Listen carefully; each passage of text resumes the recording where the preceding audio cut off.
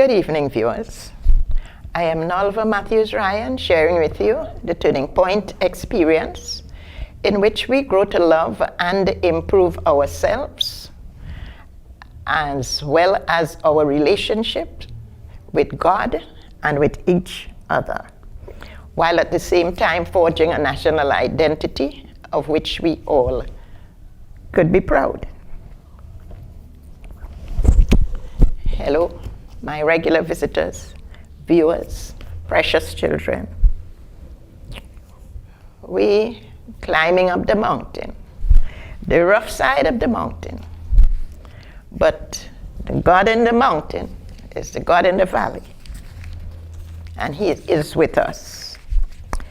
Yesterday, several nations across the globe celebrated International Women's Day. And we all are appreciative of the efforts put forth by some persons who factor into the equation of human existence some special days for our contemplation and the advancement of human rights.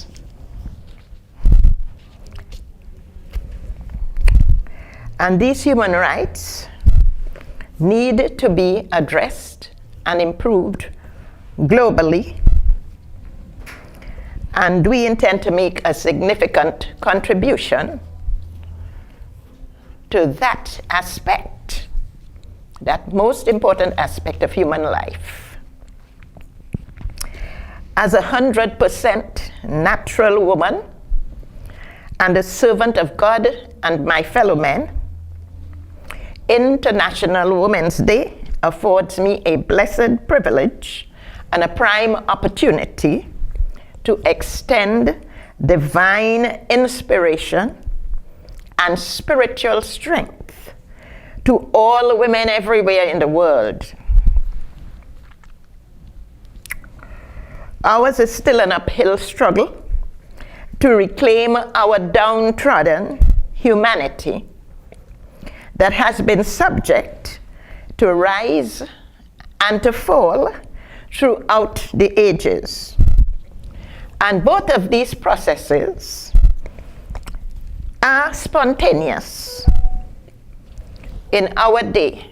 And by that I mean the rise and the fall of our status in society. They're both taking place at the same time, so that it seems each time we take 2 steps forward, at the same time, we're going backward.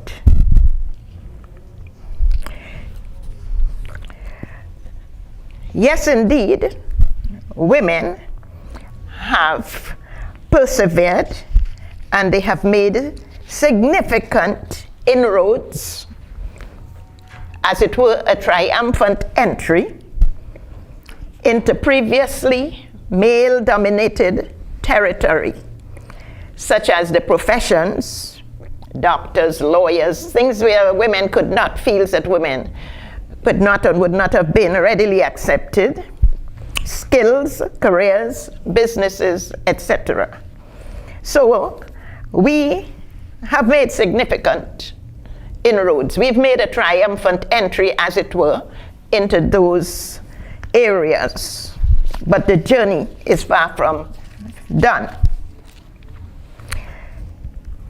Though we rise and continue to aspire, too many blockades and burdens are intent on retarding our progress, as if to deny us upward mobility and equal status in terms of our human right to achieve and to earn. That's the human right of women as well as men. We have a right to want to progress. But these blockades and burdens tend to retard our progress and deny us the upward mobility and equal status in terms of our human right to earn, to achieve and to earn. Gone are the days when girls used to be kept at home to assist with housework and to take care of the younger siblings.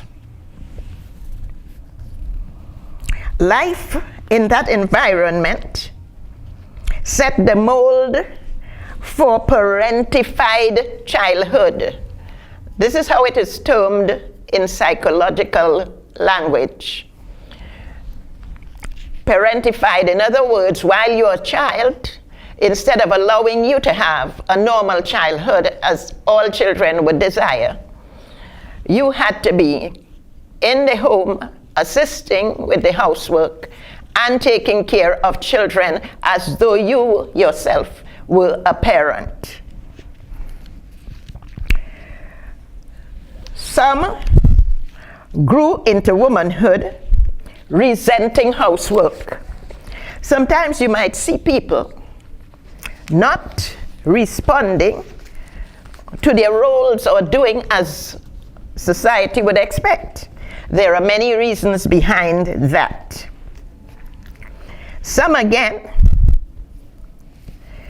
they mismanaged their own children because they have been so tired raising children that were their siblings, all when they should have had a childhood, that when they come into adulthood, they're tired, or they don't have the will or the drive to manage their own children anymore.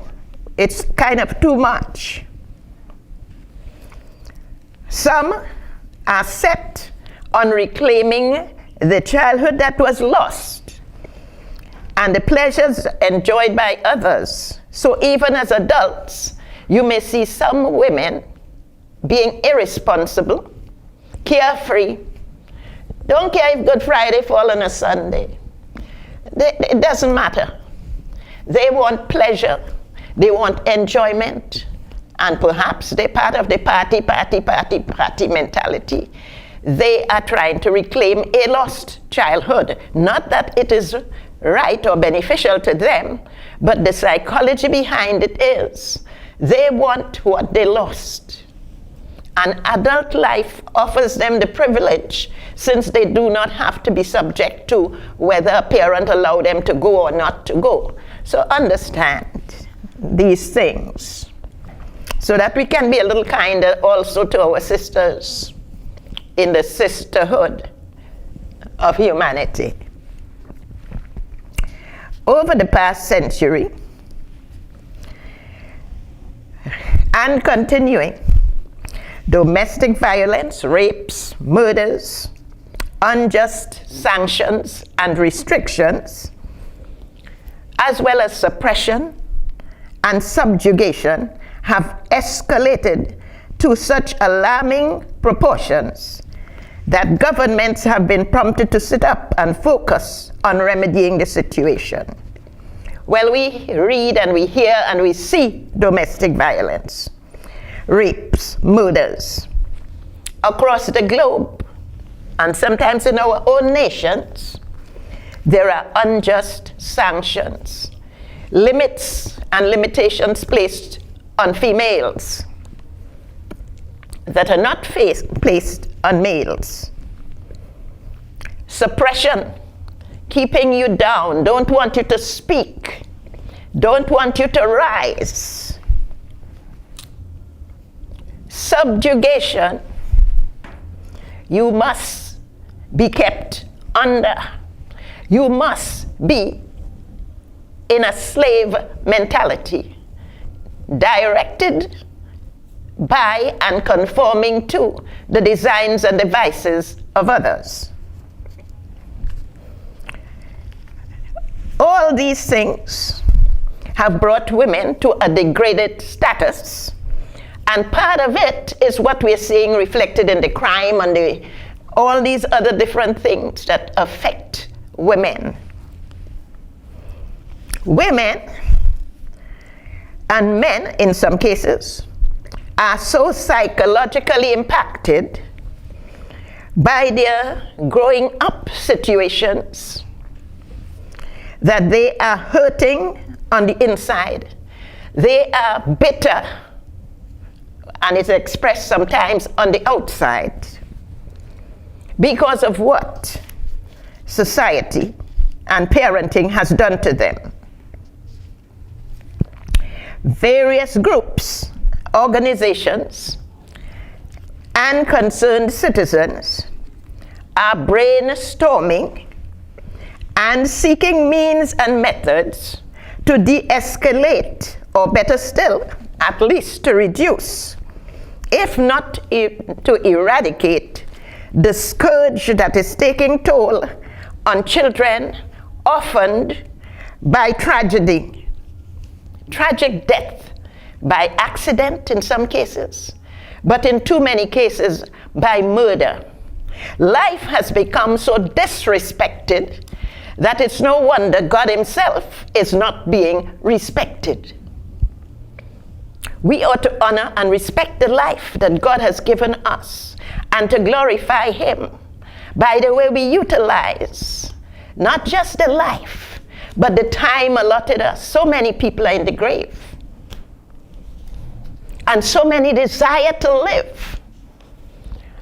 Why waste a life and precious time on evil pursuits rather than enjoying the happiness in a world prepared for that? And it's prepared for everybody. God has placed no restrictions. So why do you fly up in his face and utilize God-given time in evil pursuits, evil speaking, and planning for others? Come on. Better can be done with precious life.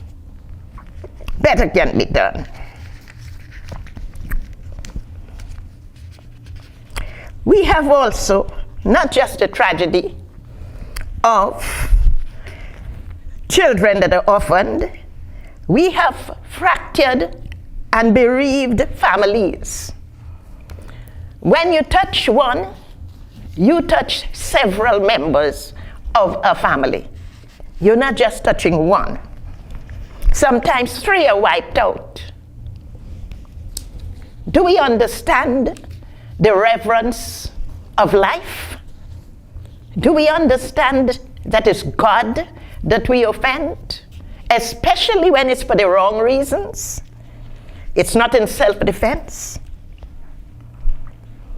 There is also a loss of good employees in the job sector. And all these things are multiplying, and sometimes we seem to feel powerless to do anything about it. As it relates to women, even the scriptures are erroneously being used to justify ill treatment and abuse. Society and governments have embraced the concept, and so women's rights and respect are almost non-existent today. They have nurtured and continued to perpetuate disrespect for women, even at the level of governments globally. Is that fair? God created the woman. When he had made Adam realize that he by himself was incomplete without a suitable mate, and so he took a rib from the side of Adam and created the woman. He took the rib deliberately from the side so as to symbolize equality side by side.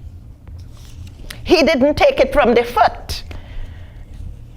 He didn't want her to be stepped upon. He didn't take it from the hand. He took it from the side. purposely from the side. Many suggestions and proposals are worthy of consideration in the fight to reduce the incidence of crimes against women and all of society. But today, in this context, it's Women's Day. So, allow us the opportunity to give women a lift. You see, you have to believe that they are treating with symptoms many well-meaning suggestions and proposals. They're treating with symptoms and not exploring some of the red flag areas to eliminate causes of inequitable treatment fueled by old misperceptions of both the male and the female role in the home and into the broader society. A clear understanding of these designated roles and divinely appointed status would certainly light the path to a safer society. Man has been trying too hard to exist without God's help. It is a sad commentary, not only on gratitude, but also on the fact that they want to dictate to the Creator rather than to be guided and directed by His guiding principles that would ensure pleasurable enjoyment of a magnificent and miraculous world. I sometimes wonder what is wrong with human beings. When there is so much to enjoy, how could they find time to only think evil? But then I remember the devil was thrown down from heaven, and under his influence, sin entered the world, and we have the upscoring of such.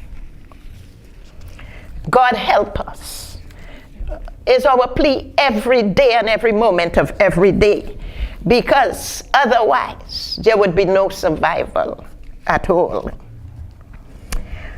We're going to look at some things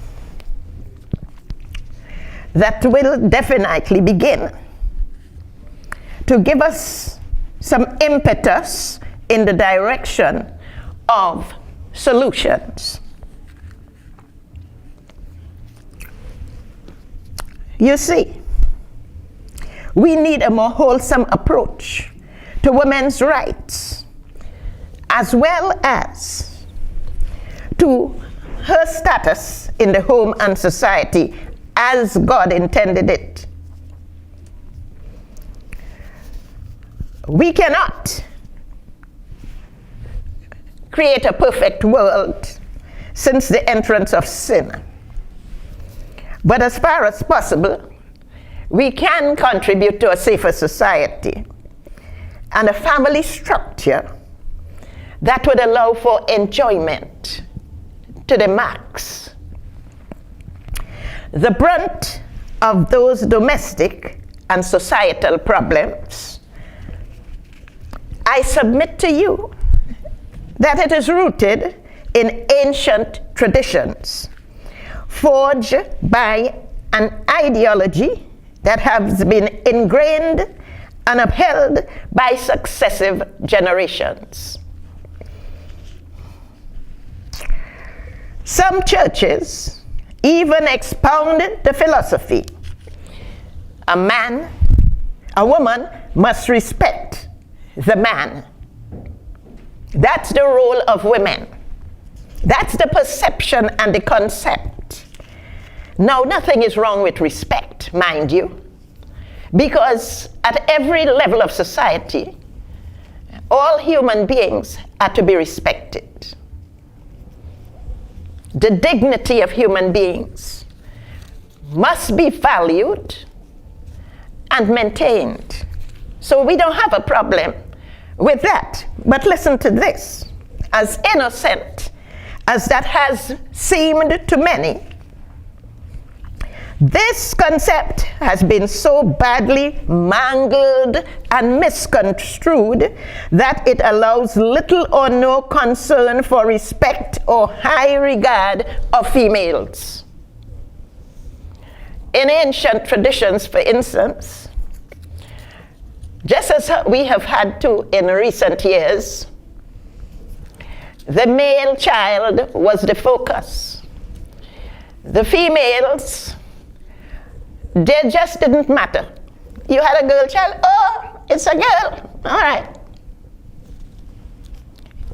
Oh, he had a boy, he had a son. Oh, a prince is born.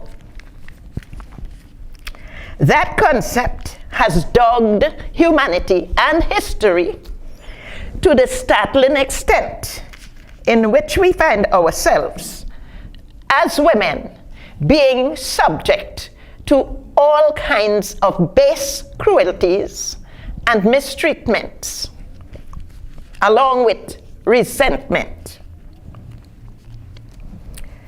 Respect, according to the misapplication of that principle, a woman must respect a man. So respect, according to the misapplication of that principle, is expected, demanded, and often enforced in ways that place the woman in a subservient position. She is no more than a glorified servant in many cases, and we must know the truth so that the truth can set us all free. Male, female, children, youths.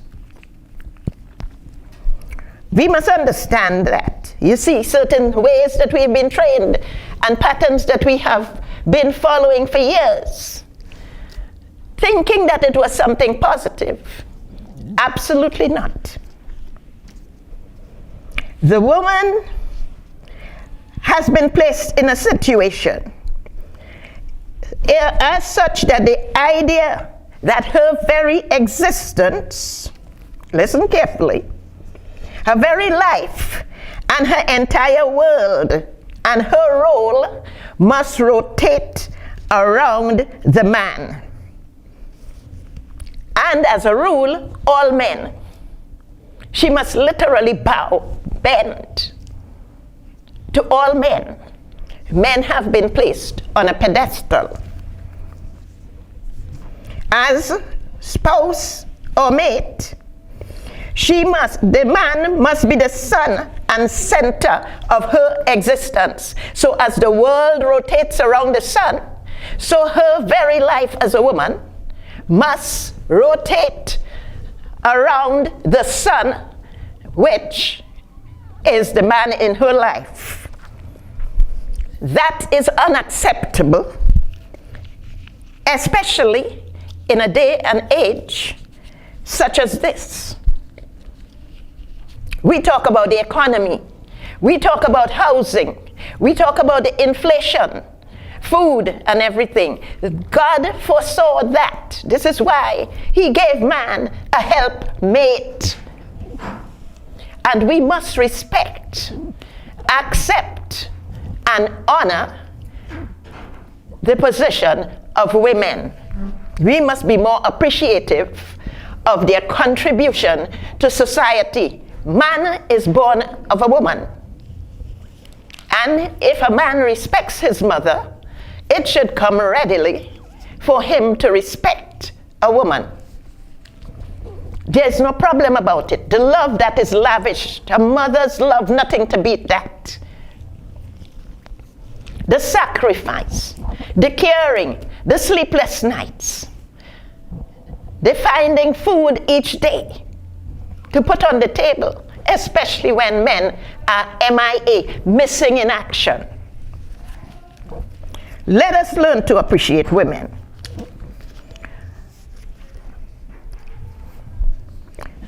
Now, this same flawed and erroneous ideology is plain to see, and yet, even though it is in plain sight, it escapes the keenest and most vigilant surveillance and scrutiny.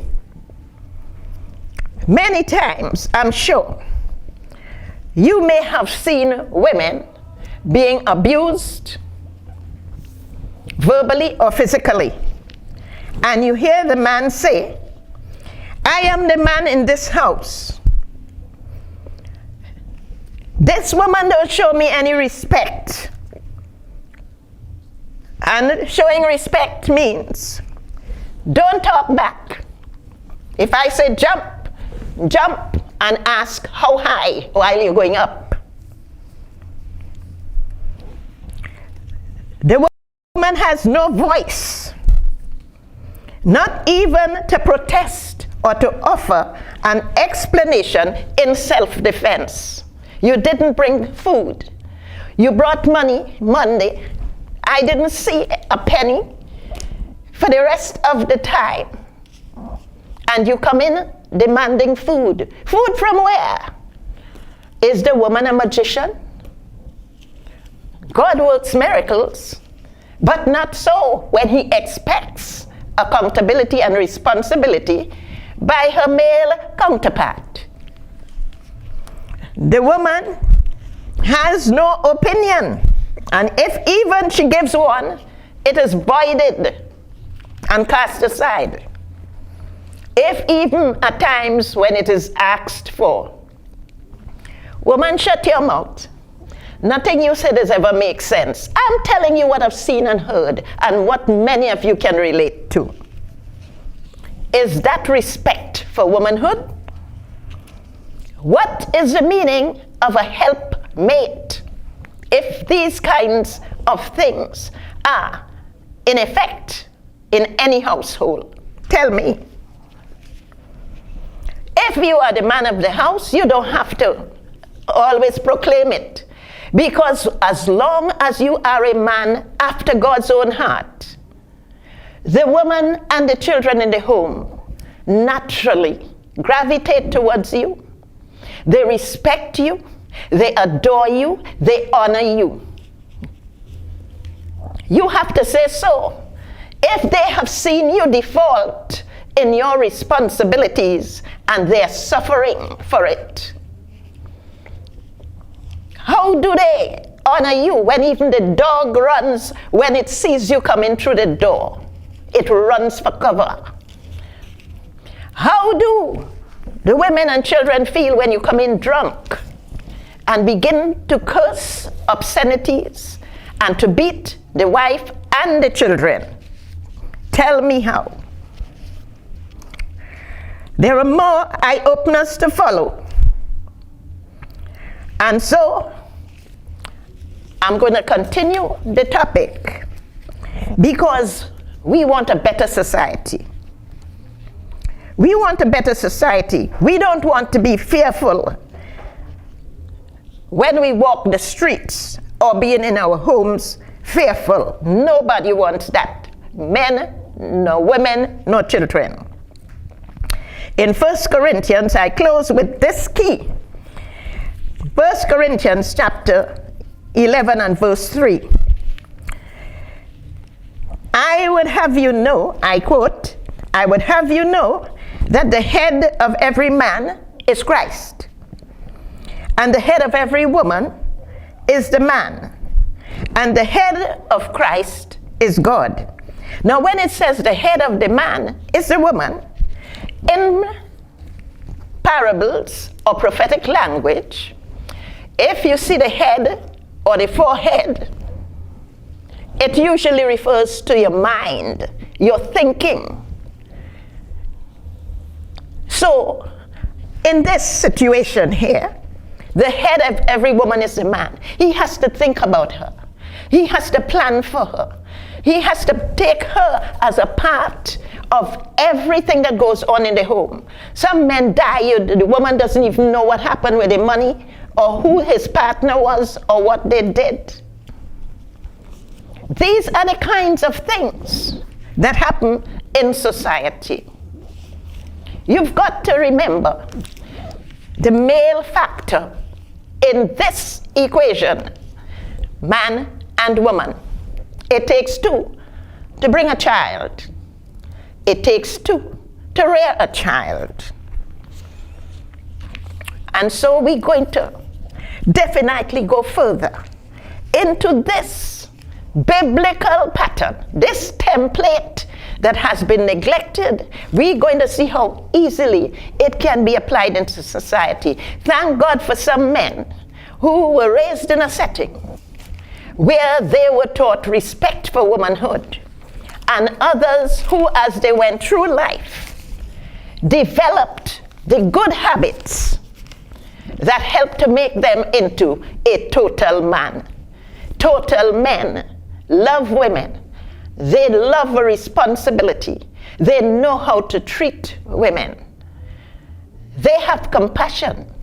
They have kindness and understanding factored into a relationship with a woman who is the ultimate in God's creations. There is nothing wired like we are.